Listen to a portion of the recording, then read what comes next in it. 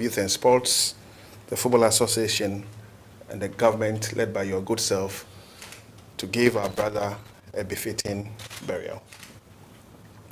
Christian Atsu was a very, very dedicated footballer who had 66 caps for the Black Stars. The height of his career was in the year 2015 when he scored the best goal of the tournament at the AFCON. He was also selected as a member of the team of the tournament. And most importantly, he was voted the best player of the tournament in the year 2015. Christian Atsu served the Black Stars with all his heart. He served all national teams as and when he was called upon. And until his demise, he was still a member of our team, so long as the team selectors picked him. Beyond the field of play, Your Excellency, he was a philanthropist. His deeds and works are all over the place. And I think the world has spoken to all the good deeds that Christian Atsu Trasam did to mankind. Your Excellency, the family is humbled to have been received by your good self, and we are ready to work closely with your good self to find a befitting resting place for our dear brother. Thank you very much. President of the FA, the sister of Christian Atsu, and members of the delegation. I have first of all to welcome you to Jubilee House, the seat of the presidency of our country.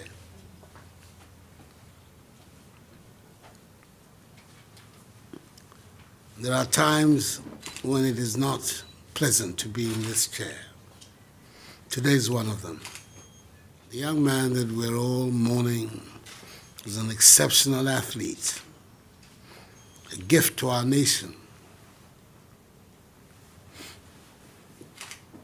All those of us who are football fanatics, I count myself as one, spend a lot of time admiring him and his exploits on the field.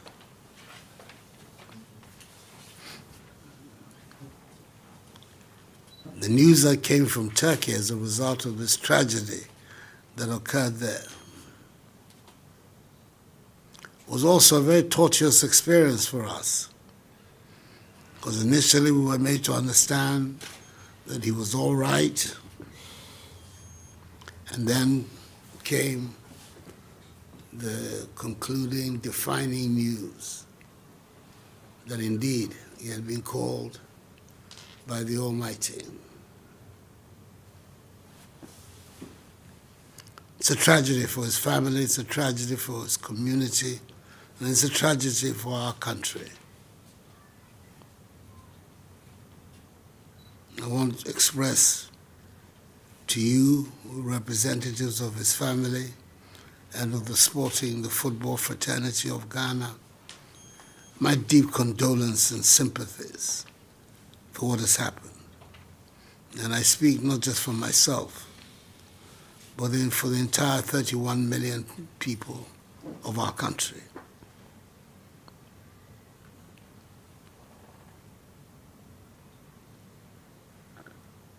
Fortunately for us,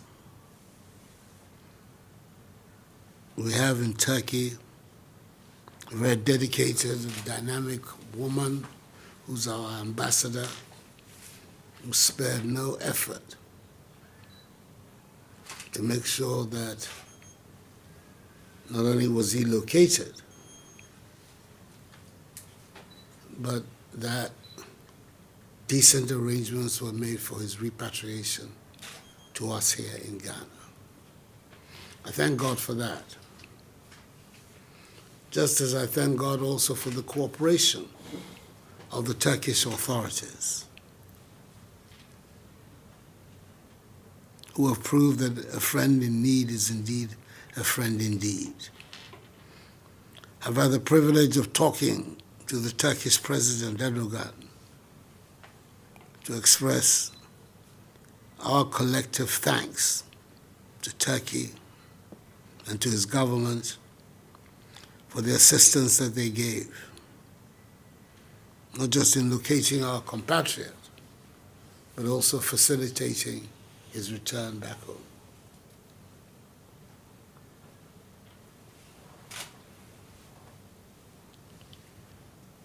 There are people here whose sense of grief is bound to be even more acute than others.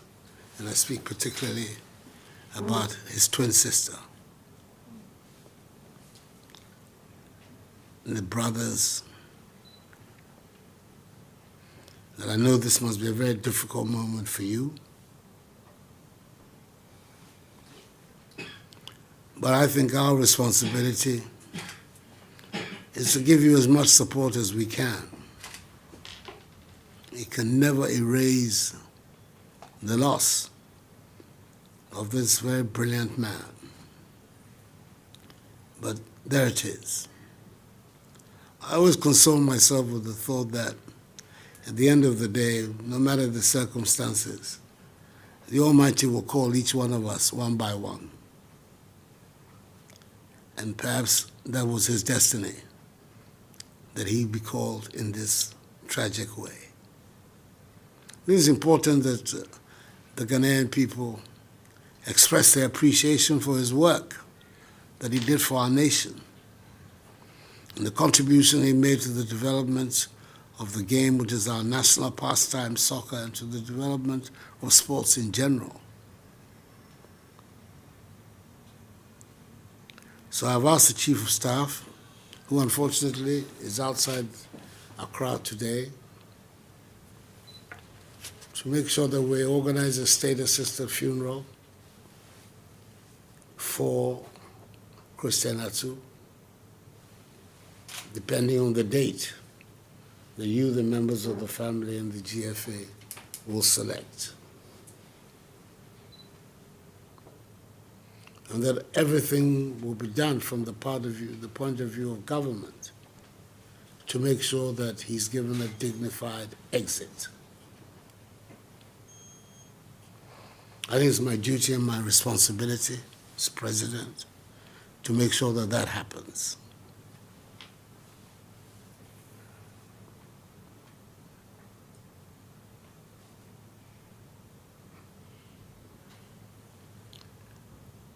I don't know what your plans are, but I would think that the sooner we can get this unfortunate episode behind us, the better for all of us, as a nation, as a community, as a family, as a sporting fraternity, and not to have it linger for too long. But as I say, the decision as to when the funeral will take place is that of the family. That is a tradition in Ghana that all of us know, that when it comes to matters of death and burial, it's a family that decides. But whatever the decision, whatever date that you choose, you should know that the government will stand squarely behind you. And you have my deep sympathies about what has happened. It's a tragedy that this young man who did so much for our country, not just on the field of sports. I've heard about all the philanthropic work that he did, should end his life in this tragic manner. But the ways of the Lord are not the ways of man. So we cannot understand what he understands. All that we can do is to do our best to go through the experience.